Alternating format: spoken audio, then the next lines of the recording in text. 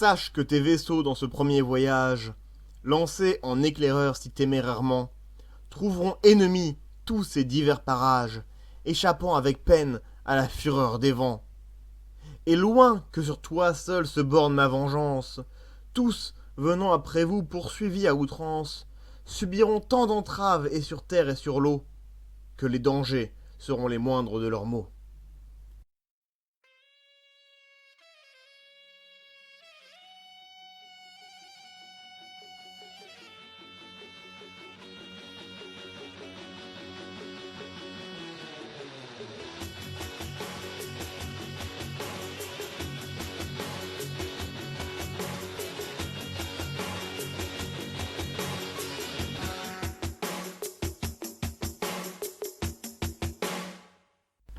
Bonjour et bienvenue à tous dans le 5e épisode de l'histoire de l'Indochine et des Indes orientales. On va essayer d'étendre un peu le sujet vu qu'on part du Portugal en 1415 et que l'Indochine française ne commence pas avant 1860, on va dire, en étant aux Indes orientales parce qu'il y a beaucoup d'histoires à raconter. Dans les futurs épisodes, il y aura toute l'histoire des grandes compagnies, l'histoire des jésuites, Alexandre de Rhodes, Pignot de Béhène, etc. Il y a tellement à raconter que je change le titre de juste l'Indochine à l'Indochine et les Indes orientales. Voilà, c'est mon podcast. La dernière fois, nous nous étions quittés sur la mort d'Henri le Navigateur en 1460. Grand partisan des expéditions ultramarines, il quitte ce monde après que le Portugal ait établi une tête de pont très ferme au Maroc et ait commencé à organiser le commerce vers l'Afrique occidentale. Cette fois, je vous le promets, nous atteindrons l'Inde. Nous verrons les derniers instants d'un monde séparé en deux, le coup de marteau de Bartholomé Dias qui atteindra l'océan Indien en 1488 et le début de l'inondation avec Vasco de Gama. Si le Maroc avait acquis une importance propre, le développement du commerce africain dépendait beaucoup de la volonté d'Henri, ou en tout cas d'une volonté centrale. Les marchands avaient leur marché et leurs fournisseurs, l'exploration pure était trop hasardeuse et trop coûteuse. Comme on voit de nos jours, la recherche fondamentale est le fait surtout des États et moins des grandes corporations. Bien plus simple de gérer les acquis. Quand Henri meurt, l'impétus à l'exploration et surtout le financement royal se tarit. Il n'y a plus vraiment d'intérêt à la cour pour cela. Le Maroc est la priorité. Investir dans des expéditions au Maroc est une source de revenus fiable et rapide comparée à des aventures lointaines pour découvrir une hypothétique route des Indes. C'est un sentiment qui est assez partagé à l'époque, c'est pas que moi qui le dis. Par exemple, les Lusiades, le poème épique qu'on peut comparer à la chanson de Roland en France, et avec lequel je commence chaque épisode, a ça à nous dire dans l'épisode très connu du vieil homme. L'épisode du vieil homme, c'est avant le départ de Vasco de Gama, quand tout le monde est sur la plage à saluer les marins, un vieil homme s'approche et va faire un long discours sur la futilité de l'Empire, la futilité des conquêtes, et il dit notamment ceci. N'as-tu pas pour voisin le fier Ismaélite? En guerre continuelle avec lui, n'es-tu pas? De Mahomet l'arabe, il suit la loi maudite, tandis que pour le Christ, constamment tu combats. Si terre et butin ton ambition désire, n'ont-ils pas 1000 cités dans leur si vaste empire? N'en sont-ils pas en armes experts et guerriers? Les victoires sur eux seraient dignes lauriers. Tu laisses à ta porte une race ennemie, pour en chercher une autre en des climats lointains. Tu pourras t'agrandir, mais la mère patrie s'affaiblit, se dépeuple, peut se perdre à la fin. Pour de la renommée acquérir les louanges, tu cherches l'inconnu, l'incertain et l'étrange. Tu veux au Portugal comme titre flatteur, de l'Afrique et de l'Inde, être appelé seigneur. Alors bon, Louis de Camões, l'écrivain des Lusiades, écrit beaucoup plus tard, à peu près un siècle après. Donc, il y a un différent point de vue. N'empêche que nous, ça nous apparaît bizarre de vouloir se concentrer sur le Maroc quand il y a l'Inde et ses trésors juste après. Mais c'est parce qu'on connaît déjà l'histoire. On sait à quel point l'Inde est riche et à quel point elle peut apporter de la puissance au Portugal. Ce n'est pas le cas à l'époque, c'est vraiment comme aller faire des mines sur les astéroïdes. C'est à peu près ça. On sait bien qu'il y a des retours potentiels, on a envoyé des sondes, mais il n'y a pas d'exploitation complète. Bref. Sans soutien, l'exploration va donc végéter même si le commerce continue. En 1469, le roi du Portugal va vendre le monopole du commerce de Guinée à Fernão Gomes, un bourgeois de Lisbonne. Ce genre de vente et de licence peut facilement nous rappeler les futures compagnies à charte royale, comme les compagnies des Indes orientales, qu'on couvrira largement dans beaucoup d'épisodes. La vente de ce monopole payable annuellement ne contribue néanmoins qu'à 0,4% du budget royal annuel, ce qui permet aussi de justifier la concentration sur le Maroc au lieu de l'exploration. Ça rapporte des richesses, mais ça ne rapporte pas tant que ça. Vu qu'il paye une licence annuelle fixe, Fernão va vouloir maximiser son profit en explorant la côte et en découvrant de nouvelles sources de revenus, d'autant que la couronne gardait le monopole du poivre de Guinée, la Malaguette. Alors, sur ce point, certains disent qu'il s'est engagé tout seul à explorer la côte, d'autres disent que ça faisait partie de sa licence. Bref, ça ne change pas grand-chose pour nous, le fait est qu'il va explorer la côte. Alors, contrairement à Henri qui accordait des licences à des marchands individuels qui vont envoyer un bateau à la fois, un ou deux, Gomez va organiser de larges expéditions de plus de 20 navires pour explorer les côtes d'Afrique subsaharienne. Au début des années 1470, ils atteignent les mines d'or du Ghana et en 1475, ils rachètent le monopole du poivre. 1475 est aussi l'année où commence une guerre de succession en Castille, qui va provoquer une guerre maritime en Guinée. J'aimerais pouvoir m'étendre là-dessus, mais malheureusement, les sources manquent un peu, et pour être tout à fait honnête, les guerres de dynastie de la péninsule ibérique peuvent être assez byzantines, et au final, pas très intéressants. Pour résumer, les Portugais, donc prétendant au trône de Castille, vont se faire battre militairement sur terre, mais vont détruire les flottes castillanes, qui tentaient de court-circuiter le commerce portugais. Notamment 35 caravelles castillanes, ayant fait le trajet jusqu'aux mines d'or en 1478, et qui seront capturées dans le port africain.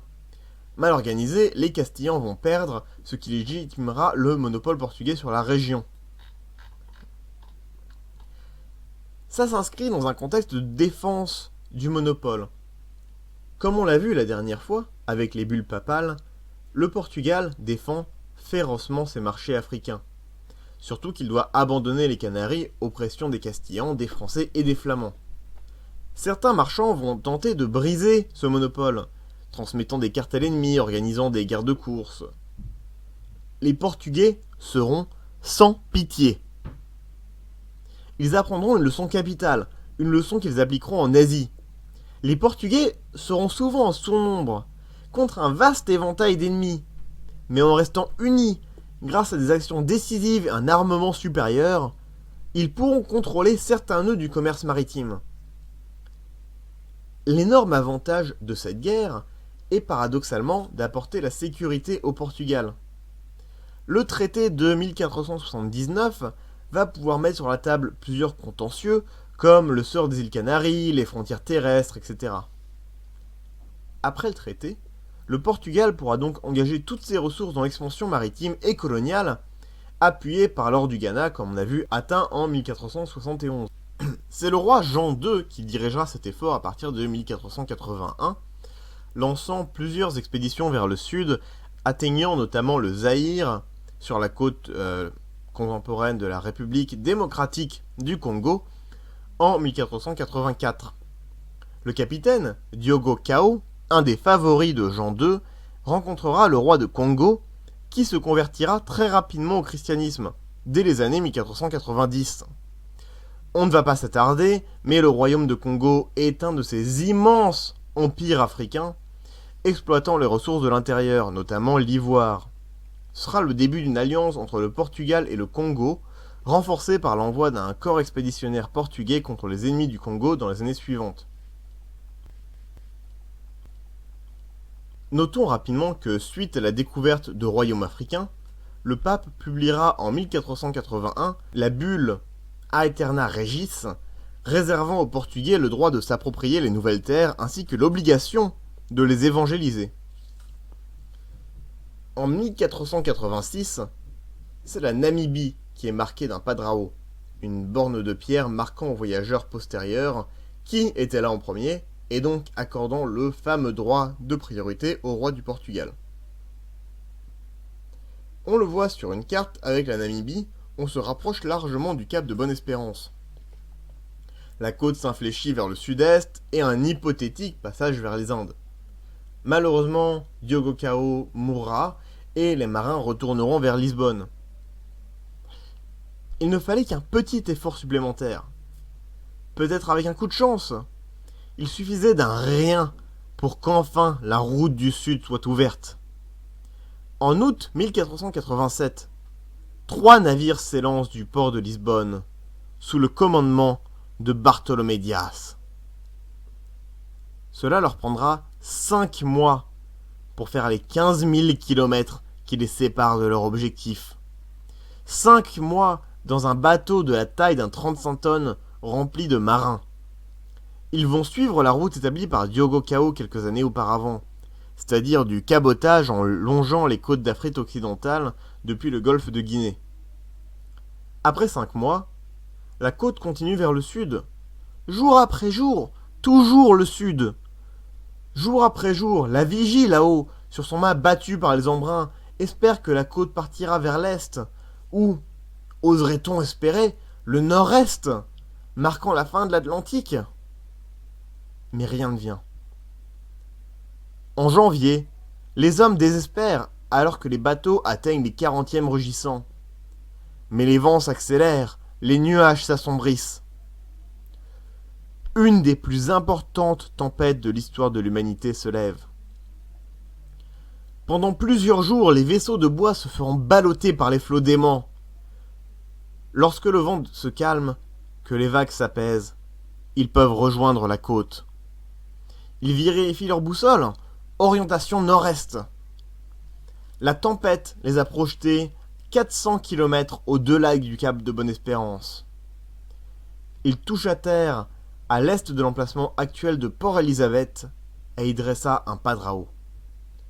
Nous étions le 3 février 1488 et la route des Indes était ouverte.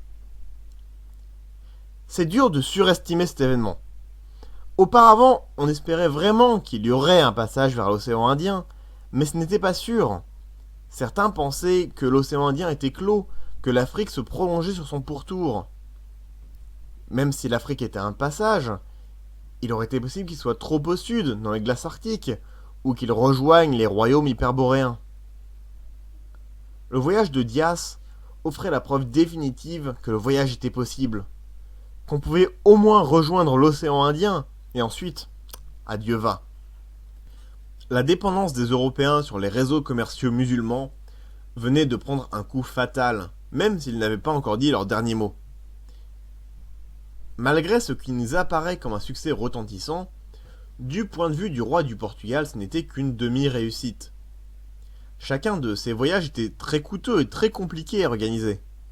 Trouver des marins pour ce genre d'expédition semi-suicidaire est difficile et c'est souvent la lie de la société qui se retrouve à bord. Retenez ça, ça aura une assez grande importance plus tard. Ce ne sont pas les gens de bonne famille ou de classe moyenne, de fils d'artisans, qui veulent s'engager sur un bateau pour 5 mois avec à peu près une chance sur 3 les bons jours de crever. Du scorbut, tué par une lance, de façon en général assez joyeuse. Une demi-réussite donc. Or, le but de cette expédition était certes d'atteindre l'océan Indien, ce qui est bien gentil, mais aussi de rejoindre des agents portugais, infiltrés dans les royaumes d'Afrique de l'Est. Encore et toujours, la quête du prêtre Jean guide les actions des Portugais. En 1487, dans le plus grand secret, 2 agents portugais retrouvent des marchands juifs et des membres de la famille royale dans une maison de Lisbonne.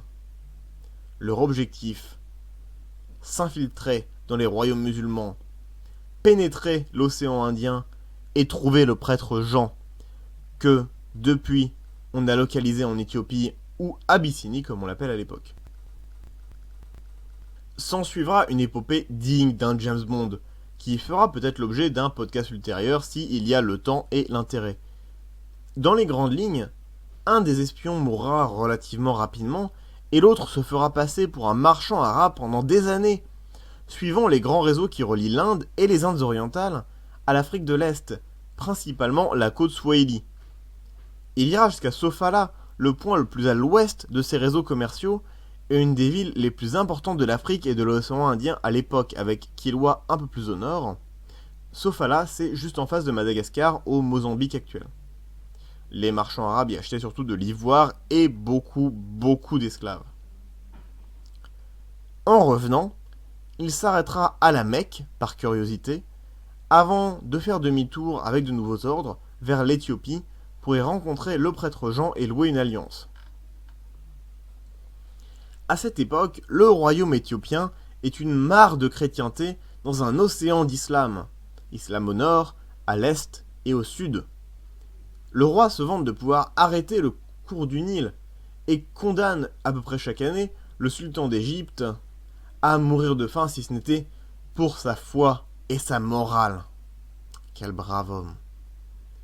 En soi, c'est un royaume qui résiste tant bien que mal, notamment grâce à sa paranoïa, on va y revenir, et sa géographie très montagneuse qui permet la création de forteresses imprenables. Mais l'espion portugais eut une mauvaise surprise. L'Éthiopie permettait aux étrangers de venir, mais interdisait formellement à quiconque de quitter le royaume. L'espion se verra par contre attribuer des terres et une femme, et vivra de longues années en noble éthiopien, ne retournant jamais au Portugal. Les Lusiades parlent un peu de ce voyage. Je ne vais pas tout vous lire, mais juste ce paragraphe, cette strophe. Ils pénétrèrent enfin dans le golfe Persique, où de Babel confuse on garde souvenir. Le Tigre avec l'Euphrate en ces lieux communique. Que de gloire et d'empire ils ont vu s'engloutir. À sa recherche ils vont de l'onde expiatoire. De l'Indus, quel sujet pour une longue histoire. Ils bravèrent les flots de l'immense océan, où n'osa naviguer le célèbre Trajan. Voilà. Le retour de Bartholomé Dias eut un énorme retentissement, particulièrement en Castille. Les Portugais allaient atteindre des richesses de l'Inde d'un jour à l'autre. Il fallait faire quelque chose. Vers ce moment-là, un marchand génois va venir proposer un projet intéressant au roi catholique. Naviguer par l'ouest et atteindre les Indes. Ne plus être dépendant des Arabes. Ne pas devenir dépendant des voisins portugais. Le nom de ce marin? Allez, vous le savez, vous le connaissez, Christophe Colomb, évidemment. Les Castillans viennent de reprendre Grenade le 2 janvier 1492, signant ainsi la fin de la Reconquista. Toute la péninsule ibérique est sous le joug chrétien. Toute. Oui, toute.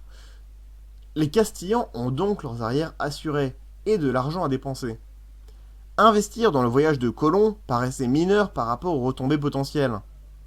Tout le monde savait que la Terre était ronde à l'époque.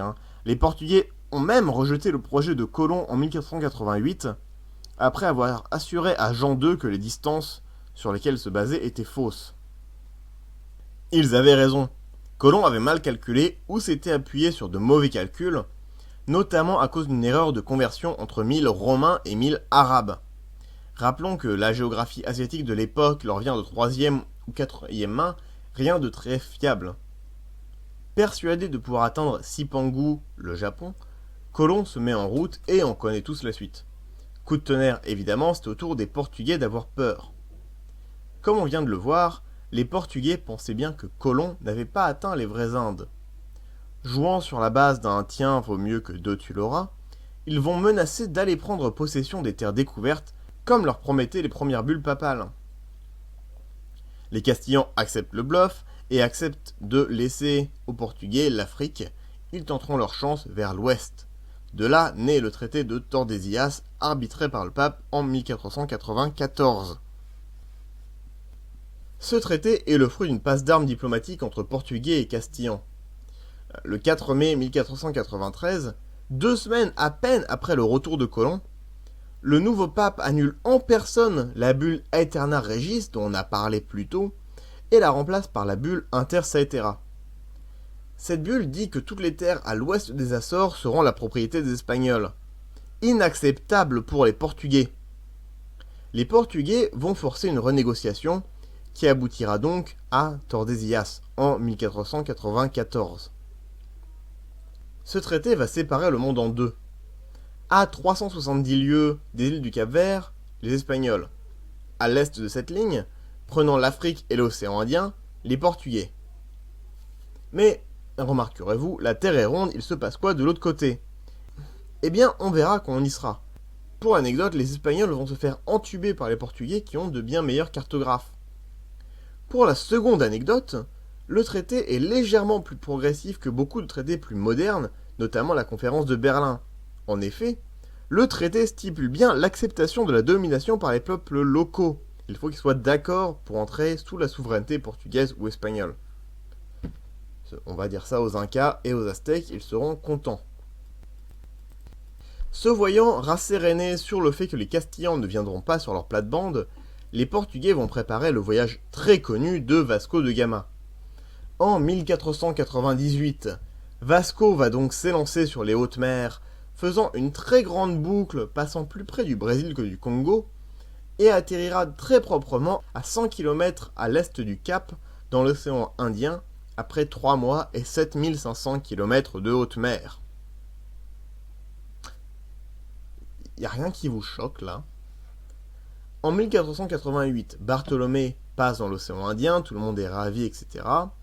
Puis, aucun voyage pendant 10 ans. Et 10 ans après, il donne à un capitaine dont les annales ne rapportent que peu d'expérience préliminaire, une des expéditions les plus coûteuses de l'époque.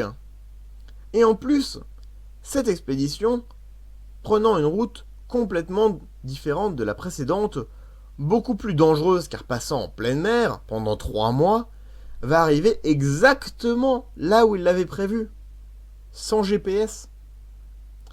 Rajoutons-en une autre couche. Le voyage de Colomb dure 33 jours de pleine mer, et vers la fin, les marins étaient nerveux et faillirent se mutiner. Vasco de Gama passa donc 3 mois sans voir la Terre. On a de la chance, on a accès au journal de bord d'un membre d'équipage de Gama, et loin d'être inquiet comme on pourrait l'être en explorant une nouvelle route sans voir la Terre pendant si longtemps, ils n'en parlent même pas. Mais pas du tout. Ils partent le 22 août du Portugal, et la prochaine chose dont on parle après le départ dans ce journal, c'est quand ils arrivent en Afrique du Sud le 4 novembre. Dernier point, les voyages espagnols semblaient être largement au-delà de la sphère d'influence portugaise et de la route de Diaz qui longeait les côtes. Pourquoi donc cette insistance à pousser la limite de Tordesillas à 370 lieues du Cap-Vert, au lieu de la limite initiale des Açores? Je veux dire qu'ils veuillent plus de place, je comprends, mais 370 lieues c'est quand même assez précis. C'est une limite qui prend largement la future route de Vasco de Gama et mord même le Brésil qui sera officiellement découvert en 1500. Pratique. Je vais vous dévoiler un secret. Un des grands secrets de la couronne portugaise, gardé pendant si longtemps qu'il tomba dans l'oubli, comme Covilham, l'espion portugais qui disparut du monde dans l'antique royaume d'Abyssinie.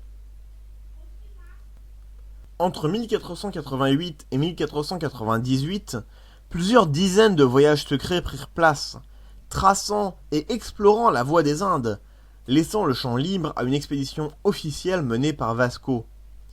Nous avons plusieurs indices. En plus des problèmes que j'expliquais juste avant, les entrepôts royaux ont reçu d'énormes commandes de nourriture de mer, des biscuits par exemple. Sauf que ces commandes ne sont liées à aucun voyage. Aucune destination n'est indiquée pour la nourriture couvrant des mois et des mois de trajet. Ce n'est pas tout. En 1500, Ibn Majid, un marchand arabe, se pose à sa table et prend sa plume, écrivant la route de Sofala, ou Sofalia en VO. Dans ce poème, il raconte comment, en septembre 1495, des navires européens arrivèrent au large de Sofala et, pris dans la tempête, coulèrent. 1495, c'est 2 ans avant le départ de Vasco de Gama, et déjà des Européens dans l'océan Indien. Les grandes découvertes, comme on les appelle, furent donc vraiment le jeu d'un travail d'équipe, un travail de longue haleine, et pas juste l'exploit d'un homme comme on tend à les résumer. Le 18 mai 1498, suivant les routes établies par d'innombrables marins avant lui, sur des bateaux construits par Bartholomé Dias, Vasco de Gama atteint le fabuleux port de Calcutta, joyau du monde et un des plus grands marchés de l'océan Indien et donc de la planète. Fatigué après des mois de voyage, Vasco de Gama enverra un de ses hommes, un dégrédado sur le rivage. C'est-à-dire un repris de justice à qui on avait dit « Tu pars pour explorer ou l'échafaud ?» Ce dégrédados déambulera dans les rues trépidantes de Calcutta quand on l'interpelle en castillan. « Par le diable, que fais-tu donc ici ?» Un marchand tunisien selon certaines versions, un ex-esclave espagnol converti à l'islam selon d'autres. Se voyant rapporter l'histoire, Vasco de Gama répondra cette phrase, si emblématique du siècle à venir. « Que fais-tu donc ici ? Nous sommes venus chercher des chrétiens et des épices. » Dans le prochain épisode côté européen, nous étudierons le voyage de Gama pour lequel on a beaucoup de sources, notamment le journal de bord et les Lusiades. Il est aussi grand temps de faire un épisode côté vietnamien avec le grand empereur Le Tan Ton qui transformera le pays comme jamais auparavant. Merci d'avoir écouté et à bientôt.